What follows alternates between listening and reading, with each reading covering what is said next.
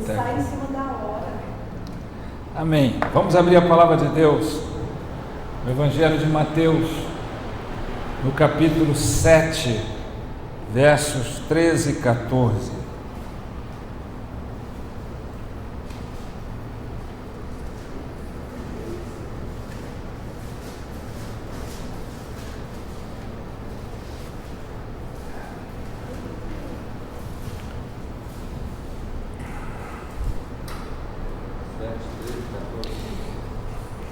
Evangelho de Mateus, capítulo 7, versículo 13 e 14. Diz assim a palavra de Deus: Entrai pela porta estreita, larga é a porta e espaçoso o caminho que conduz para a perdição, e são muitos os que entram por ela.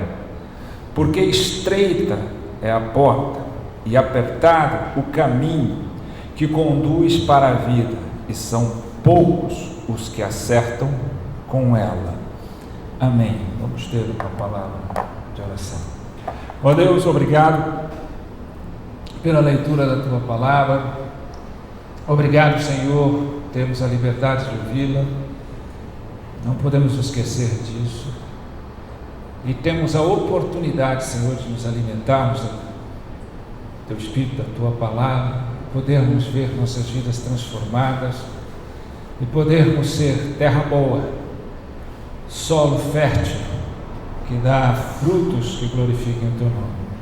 Fala conosco, Senhor, tira toda a distração, abre os nossos ouvidos, gera, Senhor, em nós uma palavra que transforma o nosso ser. Em nome de Jesus, que oro e agradeço. Amém.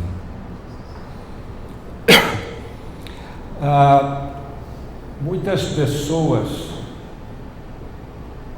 me perguntam ao longo da caminhada, ainda mais ultimamente essa pergunta tem sido ainda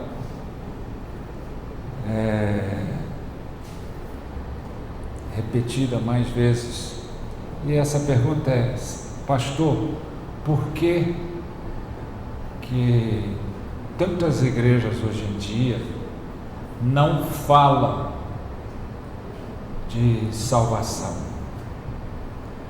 Por que tantas igrejas hoje em dia não falam de pecado, de juízo, de céu, de inferno?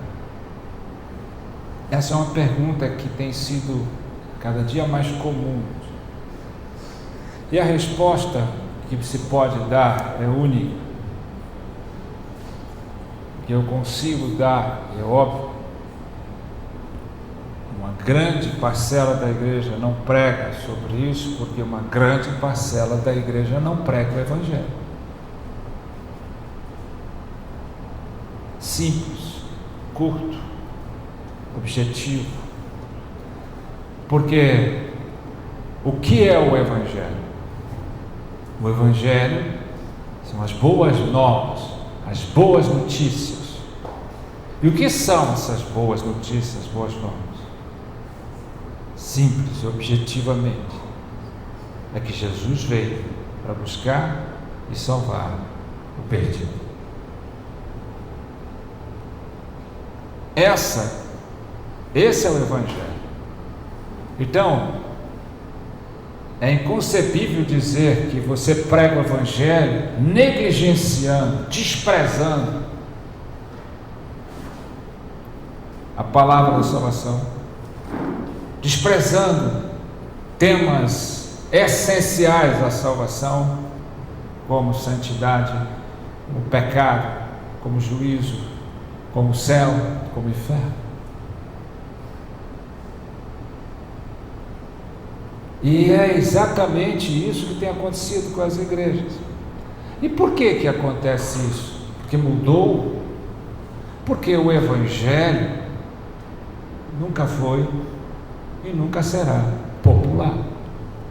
O Evangelho, quando é pregado na sua essência puro, simples, o Evangelho de Cristo Jesus, ele nunca vai ser popular, populista. O próprio Cristo sempre desfazia as multidões, porque quando ele começava a pregar e falar, as multidões logo se dissipavam. Por quê? Porque elas estavam ali em busca de milagres, de maravilhas, de soluções, mas não em busca da essência, que é a ministração de salvação de Jesus, a fé em Cristo Jesus por aquilo que Ele é, o Senhor e Salvador. Hoje, tornou-se um evangelho pregado de uma fé fácil, de uma graça barateada. Isso é incontestável. E falar disso gera muito confronto, muito conflito. Tem igrejas lotadas, cheias, né? E será que estão pregando e confrontando o pecado das pessoas? Parece-nos que esse politicamente correto de hoje em dia não permite nem pregar e confrontar o pecado. Devemos extinguir determinadas e muitas passagens bíblicas para não confrontar o pecado das pessoas. E talvez essa passagem, que agora é a parte final do grande sermão do monte, o chamado coração do Evangelho, seja um tapa na cara dessas pessoas que pensam ou que admitem um evangelho, um pseudo-evangelho, algo parecido com o evangelho, mas que não é evangelho, que é apenas um calmante para o pecador e não um estimulante para a santidade. Fica calmo, fica tranquilo, Jesus te aceita do jeito que você é, você vai para o céu da mesma forma que todo mundo vai, né? Basta você olhar para Jesus, você crê em Jesus, está salvo, sem que haja uma obediência a Ele, sem que haja uma obediência ao Senhorio. O grande problema da igreja hoje não é a pessoa duvidar da sua salvação. O grande problema é a falsa certeza que as pessoas têm dentro da igreja que são salvas. Baseado nesse evangelho de fé facilitada, de graça barateada. E talvez esse texto, que precisa ser lido várias vezes, possa ser, de novo, chamar a atenção para esse erro, esse equívoco enorme no seio da igreja. Primeiro, que a gente precisa pensar que sempre é uma questão de escolhas. Esse texto fala de escolhas, tá? E esse texto fala de duas portas, de dois caminhos, de dois destinos e de dois grupos. E esse texto não está falando para incrédulo, para ateu, porque incrédulo e ateu não pensa no céu, não pensa na salvação. Esse texto está falando para todo aquele que pensa religiosamente em Deus, que admite religiosamente Deus e que pensa seriamente e reconhece que quer ir para o céu. Esse texto é para esses, não é para aqueles, não fala nada, porta larga, não está falando daqueles que não creem em Deus, não reconhecem Deus, estão no mundo, são incrédulos, não, estão falando para quem quer de fato o céu.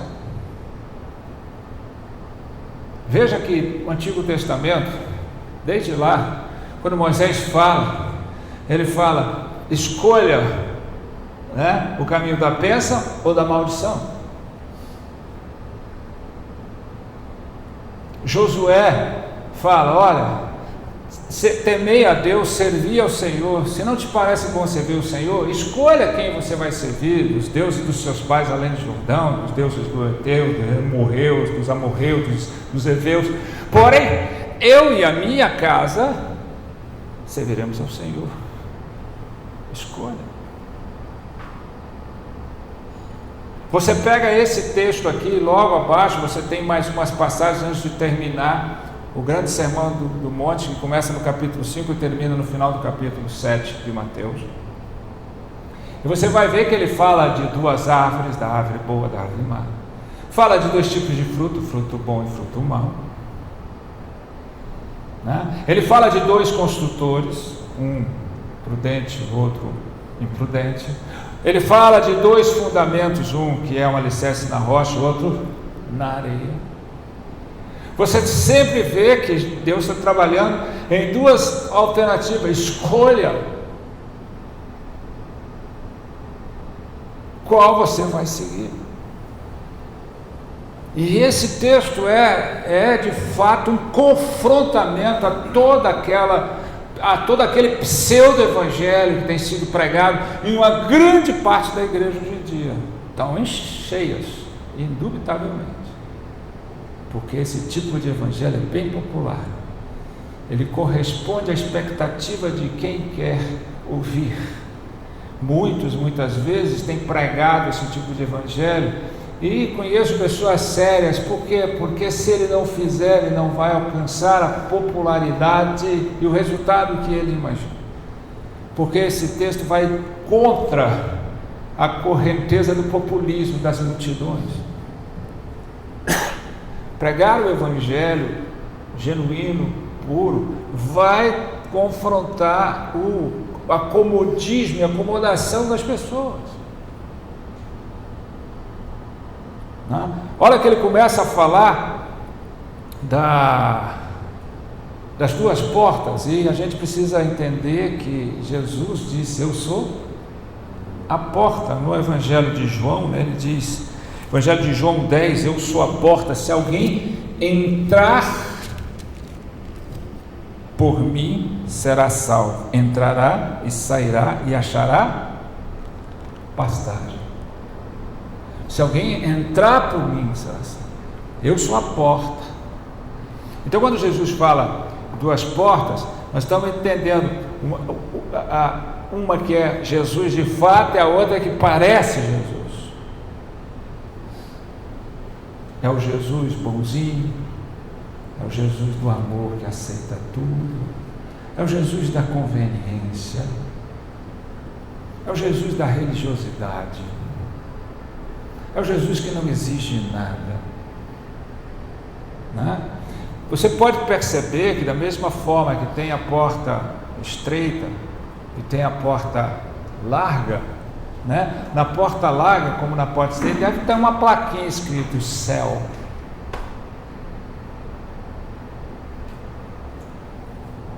Todas as duas indicando céu, né? O texto começa com Jesus fazendo uma declaração imperativa, né? Entrai pela porta estreita.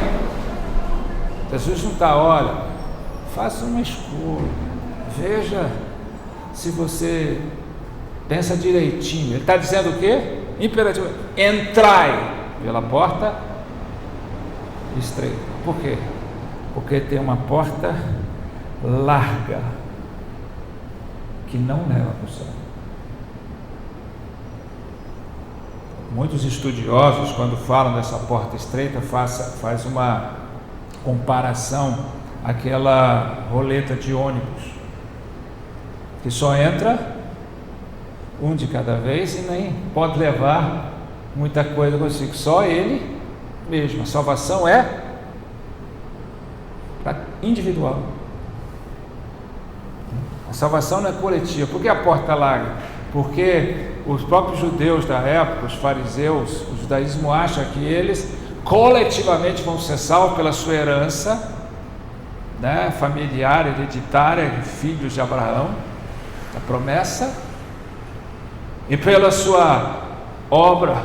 Então eles vão entrar junto, coletivamente. Assim como tem igrejas que acham que só por frequentar, fazer parte, assinar um cartãozinho de membresia de uma igreja, fazer uma superficial declaração verbal de confissão de fé, de confissão de Jesus Cristo, e ser parte do grupinho, frequentar, ter privilégio religioso, ele está salvo.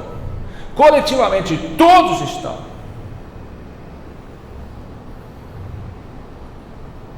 Como é incrível você perceber que as pessoas hoje se consideram salvas, podem viver uma vida completamente incompatível com o senhorio de Jesus, podem viver sem a submissão ao senhorio de Jesus, que eles vão alcançar o céu. Quando morrem, todo mundo está lá nos braços do Senhor. A porta que leva para o céu, ela é estreita, ela não é larga. Não dá para você vir trazendo tudo que você conquista aqui. Então, para aqueles que a única prioridade deles não é Deus, é as coisas, é o seu trabalho, as suas conquistas, as suas realizações, eles acham que vão levar isso com ele? Não leva. E parece que Deus é só aquele que vai assegurar de que essas coisas vão dar certo e que eu não vou perder. A porta é estreita, você não leva nada daqui, nada daqui, e você tem morrido pelas coisas daqui e não pelas coisas do céu. Entrai pela porta estreita, entrai pela porta estreita, pelo evangelho verdadeiro, que exige de você mudança de caráter, mudança de personalidade, mudança de percepção, mudança de perspectiva, mudança total, que ele exige, que vem de graça, mas exige tudo, e não por esse evangelho fácil, por esse evangelho superficial, por esse evangelho cômodo, por esse evangelho da alegria, do passeio, por esse evangelho que basta uma confissão pública e você está feito na vida. E outros que nem exigem, né? Essas religiões todas que acham que você vai para o céu só porque você faz coisas boas, nunca fez coisas ruins. Você não entra para o céu por isso. Você entra para o céu pela graça de Deus a partir da sua fé em Cristo Jesus. Mas essa fé, ela tem que ser evidenciada pelas obras de santificação, pelos frutos de conversão, de arrependimento verdadeiro, né? Como Spurgeon disse, né? Charles Spurgeon, um dos grandes pregadores antigos, ele disse, né? Certamente nós somos convictos de que ninguém vai para o céu pelas obras. Isso é correto. Da mesma forma que nós também somos convictos de que ninguém vai para o céu sem elas. Você não vai para o céu pelas obras, você vai pela graça de Deus mediante a sua fé em Cristo. Porém, o que testifica que você tem essa fé são as tuas obras, né? Então, a porta é realmente estreita. Duas portas. Não há uma terceira porta. Não há uma porta alternativa. Dois caminhos. Um estreito e um apertado. O caminho do Evangelho nunca foi e nunca será um caminho fácil. Se você quer viver o Evangelho verdadeiro e genuíno, você vai enfrentar dificuldades, você vai ter um custo. Muitas vezes esse custo se transforma numa divisão, numa separação com pessoas que você ama, que você gosta, numa perseguição de pessoas que diziam te amar, no sentido de posicionamento que você tem. Há muitas dificuldades, dizer não para as oportunidades, dizer não para a carne, de abandonar o pecado, de voltar-se para Deus. O caminho é estreito, porque é uma luta constante. Agora, o caminho largo, ele não te exige nada. Amado, você está de boa, Deus te aceita do jeito que você é. Sim, Jesus já chamou pecadores, prostitutas, chamou publicanos, cobradores de impostos, porém não para permitir que eles continuassem da mesma forma. Jamais. Ele recebeu eles para mudá-los e moldá-los, né? Saiu de escravos do pecado para escravos da justiça. Então o caminho largo é aquele que não te exige nada, é aquele que vai andando, vai levando sua vida. Um dia você para com isso, um dia você muda. Deus te ama do mesmo jeito, Jesus te ama do mesmo jeito. Jesus, ninguém mais falou de céu e inferno do que Jesus. Ninguém mais confrontou os religiosos do que Jesus. Ninguém mais foi um evangelista que aos olhos de hoje seria totalmente fora de propósito do que Jesus. Jesus não só, sabe, Jesus falava com o cara e muitos, a maioria dava no pé. Jesus jamais passou a mão na cabeça do pecador e disse: filho, continua assim, fica de boa, aos pouquinhos você vai mudar. Não. Esse é o caminho largo. Vai de você acomodar você, ele é tão espaçoso que cabe você, cabe o seu mundanismo, cabe as suas coisas, cabe os seus pecados, cabe tudo. Você vai levando. E isso é o caminho largo, é o caminho das facilitações, é o caminho de que você não precisa ser confrontado, você não precisa ser exortado, já basta a vida, já basta os problemas da vida. Eu venho para Jesus para descansar, eu venho para Jesus porque Jesus me tira o peso, a sobrecarga.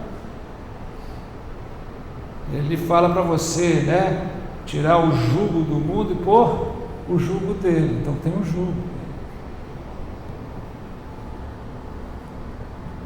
Então esse é o caminho largo, é o caminho espaçoso, é o caminho das facilitações, que é o caminho desse pseudo-evangelho, que é bem parecido com o evangelho, mas não é.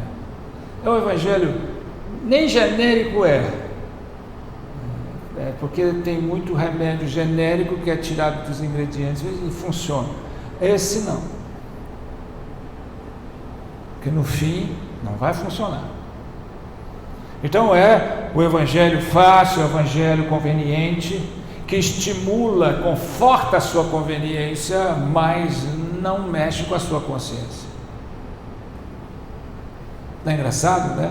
Porque o apóstolo Paulo fala a Timóteo: olha, o intuito desse evangelho é o amor, e todos aqueles que refutam, que repelem ou que repreendem esse tipo de mensagens mais fortes que eles dizem, né, sobre céu, inferno, salvação acontecerão, eles falam: Deus é amor, e o amor, como se o amor fosse um sentimento que aceita qualquer coisa. Até os apelos de hoje em dia você não encontra na Bíblia, esse negócio de vem à frente, aceite Jesus, como se você convidasse Jesus. É Jesus que te convida, é Jesus que nos convida, nunca foi nós que convidamos Jesus para entrar no nosso coração. Não há respaldo bíblico para isso, é Jesus, não nós, né? Mas olha o que Paulo fala sobre o amor. O intuito desse evangelho de fato é o amor. De onde o amor procede? De um coração puro, santidade, de uma boa consciência e de uma fé sem fingimento. Está lá, Timóteo capítulo 1, versículo 5. Como é que você pode falar de amor se o seu coração está contaminado por um mundanismo, Sem santidade, sem santificação, ninguém verá o Senhor. Mas santificação depois vem. Sim, santificação é um ato contínuo, mas não há fé salvífica sem regeneração. E aí continua, né? Uma boa consciência não é uma boa conveniência. Consciência de quem Deus é e de quem eu sou nele. Ele é Senhor da minha vida ou não? Jesus não é apenas o meu Salvador, Ele é Senhor da minha vida, Ele é meu dono, eu sou propriedade dele. E uma fé não fingida. Essa aqui, por fora é linda e maravilhosa, tipo os fariseus, respeitadíssimos, na sua religiosidade, e nas suas formas de dizer, dá uma caridade ali, vai na igreja ali, vai não sei o quê, enche de coisas para lembrar que é religioso, enche a casa de coisas para lembrar que é religioso, né? Fé fingida, porque fé que não transforma, fé que não te faz abandonar o pecado, fé que não te faz renunciar à vida velha, fé que não te faz voltar-se para Deus, em obediência a Deus, é fé fingida. E olha para você ver que eu estou falando de consciência e conveniência, aqui no versículo 19, se eu não me engano, de Timóteo capítulo 1, ele diz, porque muitos, ao perderem a sua boa consciência, vieram a naufragar na fé. Vieram a naufragar na fé. Então tem um monte de gente que acha que está numa vida tranquila, né? São os crentes ativistas que vão na igreja, pertencem a um grupinho, fazem determinadas coisas, estão cheios, faz parte da grande, cheio de eventos, né? Não é evento com o Espírito, é eventos, né? E aí, mas a única coisa que ele se preocupa é com o seu bem-estar, com suas conquistas, suas realizações, suas viagens, seus passeios, seus cursos, tudo isso. Mas se acham crentes porque falam como crentes, fazem coisas como crentes, mas são apenas religiosos do caminho espaçoso, não exige nada, eu posso fazer o que eu quero.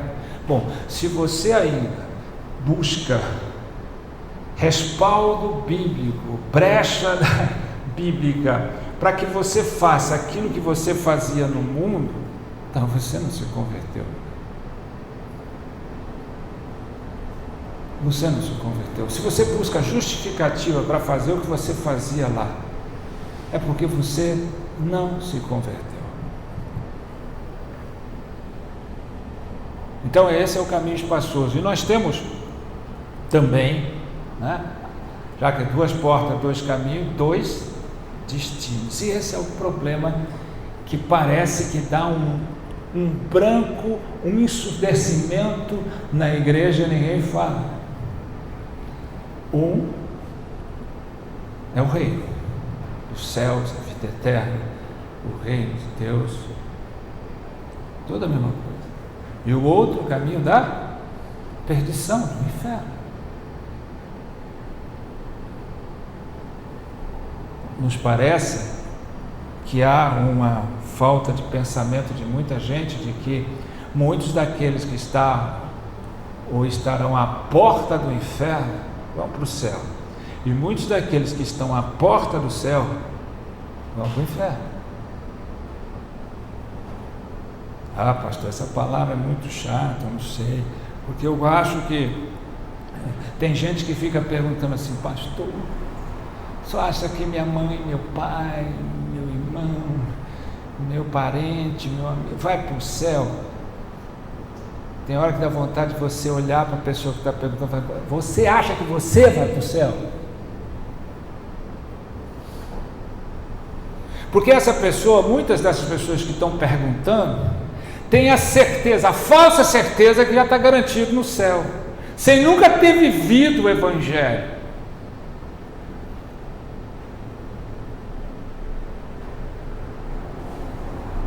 sem nunca ter vivido o Evangelho. Há um caminho que te leva para o céu, para o reino, e há um caminho que te leva para o inferno. Ele está falando daqueles que creem. Não existe um caminho intermediário.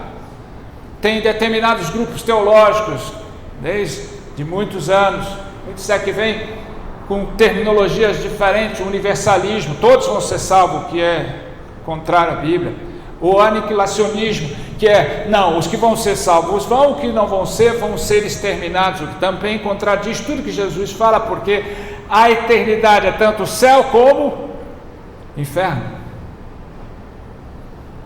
E é engraçado, por isso é que nós vemos um desinteresse em entender a salvação, um desinteresse pela palavra de salvação, um desinteresse pela palavra que me confronta o meu pecado, um desinteresse pela palavra que fala de céu e de inferno. A palavra de Deus diz que o Espírito Santo veio para nos convencer do pecado, da justiça e do juízo, e não para dar dons para nós apenas, para arrumar a nossa vida, veio para nos convencer. Se você não se convence do pecado, se você não está convencido da justiça e do juízo, que espírito você tem? Então há dois destinos, não há uma alternativa, não há uma via alternativa. A via dos bonzinhos. Deus é bom, mas não é bonzinho.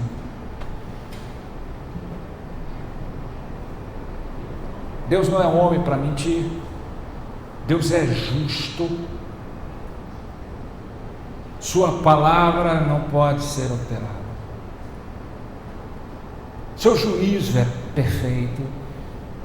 Então essa coisa de achar que há uma alternativa, não tem só o caminho do céu, tem o caminho do meio, que é o caminho daqueles que ainda vão para o céu, porque no final das contas não foram tão maus, não fizeram tantas besteiras, né? É o caminho daquele que acha que pode compensar o pecado permanente com coisas boas do outro lado. Uma coisa vai compensar a outra. O caminho da desobediência, não, eu não obedeço isso aqui, mas como eu faço isso aqui, vai compensar a minha desobediência dali. Isso é uma ignorância, um equívoco, uma falácia. Não existe isso. A iniquidade é o pecado permanente, todos nós pecamos. A diferença, só há duas categorias de pessoas, os pecadores que reconhecem o pecado, a culpa, e os pecadores que não reconhecem sua culpa. Só há esses dois tipos de gente, porque todos os pecados instituídos estão da glória de Deus. A diferença daqueles que reconhecem a culpa é que eles sempre entendem o seu pecado, reconhecem, se arrependem e se dobram diante de Deus, não permanece neles. O outro está o tempo todo permanecendo e faz outras coisas para tentar compensar uma falha daqui. Lei da compensação é para pai e mãe ignorante, nunca deu resultado. Para o Senhor não existe lei da compensação, é sim, sim, não, não, o que passar disso é do maligno. Isso é palavra de Deus, isso é evangelho. É popular? Jamais. Como é que você vai confrontar o cara que está ali, que é um cara bom demais, um cara que ajuda a igreja, um cara alegre, um cara que está sempre participando, né? Aquela família que está ali, não confrontar, que pode ser meio constrangedor, né? E o cara está ali se achando, mas a palavra é uma só. Continue pregando esse pseudo-evangelho, que o caminho que você está levando o povo não é para o céu, é para o inferno. Ah, mas lá no fim a gente vai resolver.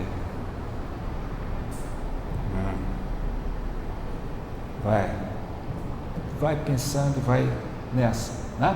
Por último, ele está falando duas portas, dois caminhos, dois destinos e dois grupos, ou minoritário e o outro majoritário. Veja bem, poucos acertarão por ela. Então o grupo dos salvos é sempre minoritário. O do outro, muitos acertam por ela, né? São muitos os que entram por ela, pela porta larga, pelo caminho espaçoso. Então, não se iludam. Quando você vê as multidões, grandes números, é mais preocupante.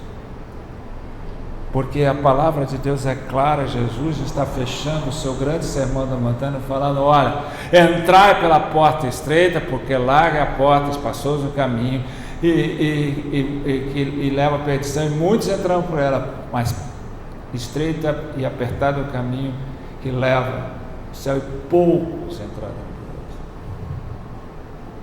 por ele. Poucos, não são muitos. O Evangelho, ele será sempre não popular, porque são poucos os que vão ouvir, que vão entrar por ele.